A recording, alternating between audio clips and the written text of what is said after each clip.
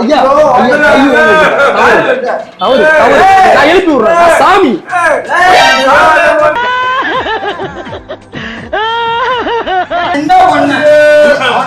ஐயா நான் எழுப்பி விடுறேன்.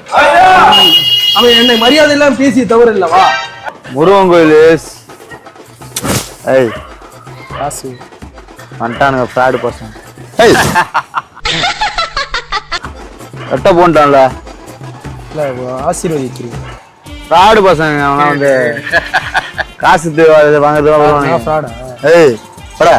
சாமியோட சாமி இடத்தில் வந்திருக்கிறேன் என்ன ஃப்ராட் என்றார். போடா.